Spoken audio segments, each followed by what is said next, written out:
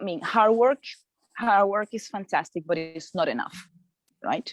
I think it's a combination of you working hard for you, what you want and what your standards or what you expect, right? But also learning. If we talk about finances per se, and I can tell you from my own experience, I'm not a numbers person, and I don't want to say that I'm not a numbers person. It's hard for me. It's harder than The for anyone natural. else. That is, yes, it's not my natural skills, and that's fine. But if I want to improve my income, if I want to improve my finances, I have to work hard to get the knowledge, right? And that's my goal. If you, because it's so easy to find the excuse that no, that's not my thing, or it's if you really want it, as you said, the gap between, or the journey between something you want and something you get, it's the deepest desire of getting that, the actions you take to get that.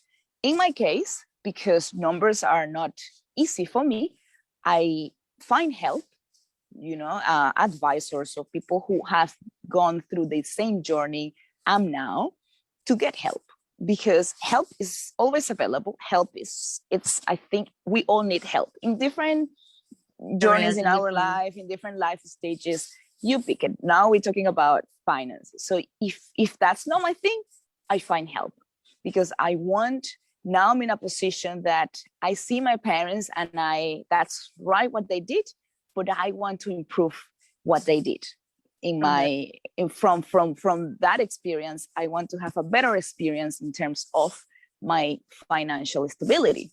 So I find help. I look for help, and I said, all right, what are the best options I have to keep improving my income, to diversify my income, right? Yeah, and at least, especially after COVID, like with all of this, we realize how important this diversification is.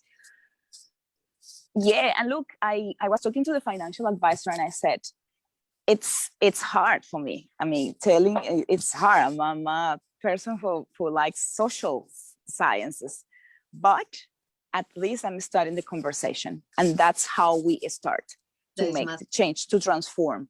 Not staying in the comfort zone or the victim zone that, oh, that's not for me. I really want that change. And at least I start the conversation, and I assure you that probably by the end of the year, I will have a much better idea of how to probably invest, or, you name it. There's so many different things to diversify our economy. Yeah, I'm going to put a little disclaimer here, and I thought about it in the morning. This is no financial advice, this is just purely experiential of what has worked for us and what, what we believe, what we're doing. So I guess anyone just always consult with your accountant, with your financial advisor, whatever it is that you need to do. Yeah, in the end, is finding help. That's the message here. I think it's to accelerate, because like for me, the personal development world already this is like, potentially I could have find the steps myself, but am I gonna spend 50 years, to get there, or am I gonna find someone that already, is a chapter in front of me of what I want to achieve, whether it's like finding love, or whether it's parenting challenges or money, that is a chapter ahead of me, so then they can shortcut all that pain that they would have had for maybe a couple of decades for me. So instead of having, happening in 50 years, that can happen in 5 years, 10 years,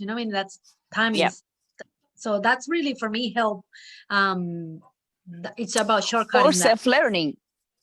Self-learning, if you really, I think the combination of things, I do a lot of self-learning, but I also study, different courses, different things. I mean, in everything. I'm not talking just about finances, or finding help, someone who helps you. So there's so many different ways to put in motion what you want in terms of getting your finances or your money mindset to improve. It's something that is not necessarily a cultural thing. We are conditioned, like our society, the world in general is conditioned to survive with the, you need to have a job to pay your bills, right? And that also suppress the creativity that everyone has. We all are creative, and sometimes we just stay where we are because we were taught to stay to pay the bills. Yeah. And that's why you ask many people, what are you passionate about, what you're doing? And many people will tell you no.